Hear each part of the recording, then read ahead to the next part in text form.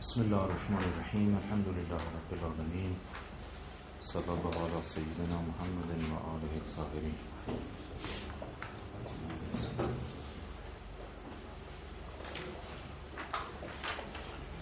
Okay, just in continuation of previous explanations about the development of the idea of philosophy. The main and central idea in philosophy is the concept of causality. I want to explain briefly the way the idea was developed from the Aristotle to Mullah Sadra, because as you know, in Aristotle,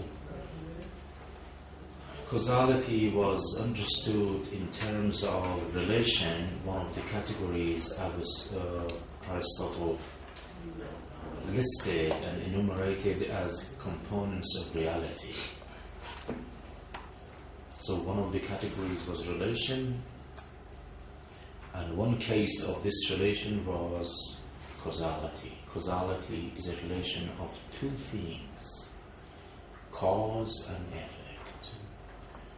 effect. So they were two things, but they are related. One is independent, another is dependent. But still, if you go back to the sources and works of Aristotle, still though he divided the causality or the cause into four separate elements or causes: formal, material, final, and efficient cause. But the efficient cause for Aristotle means moving things. Again, something is existent, something else also is existent. So A, for example, which stands for one existence, influences B, a name of another existence. It means set it into motion, make some changes in it. These changes can be defined in terms of quantity, make it longer, bigger, in quality, change the taste of some things, color of some things, quality of some things. Or also state means, for example, if I am facing you, somebody can make me turn my back to you. This is without moving from my place.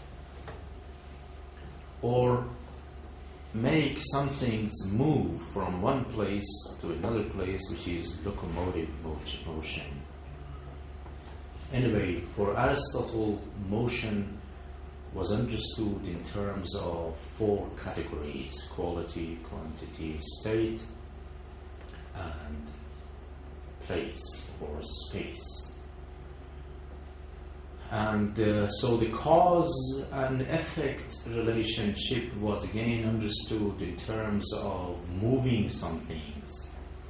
So we envisage God as an immovable or unmovable mover, which set the universe, means material universe, in motion.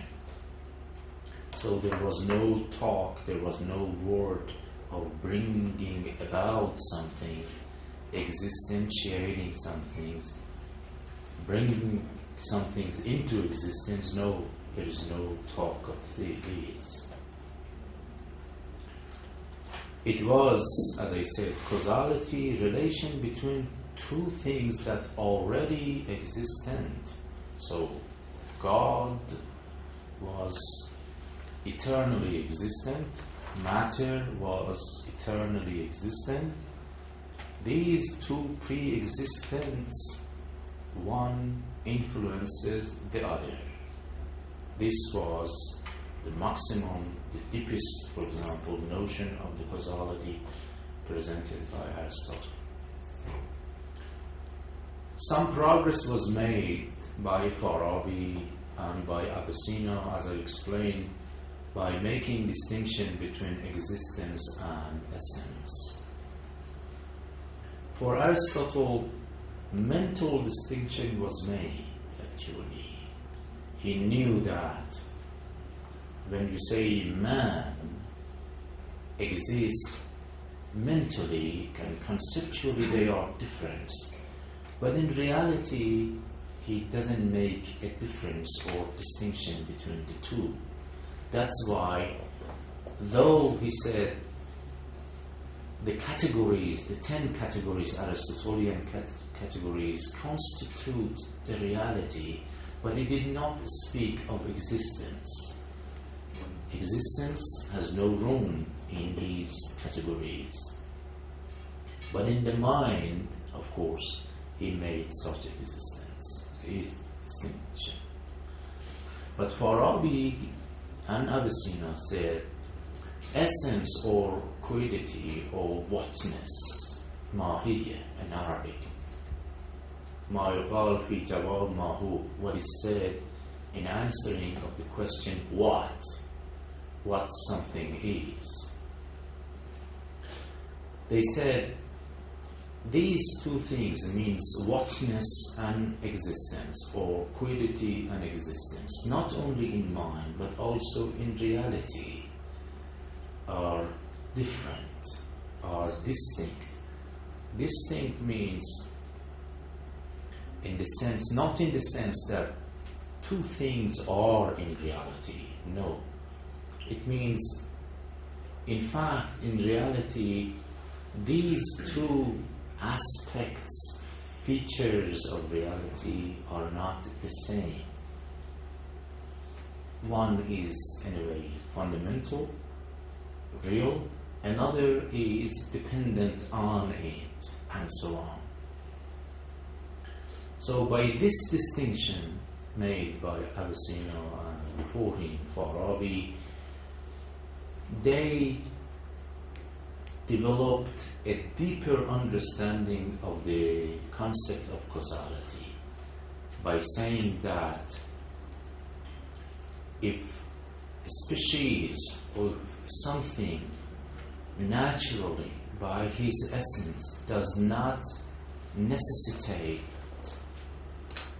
itself to be or does not demand, there is nothing in itself that explain its reality and its existence, something else must have given existence to it.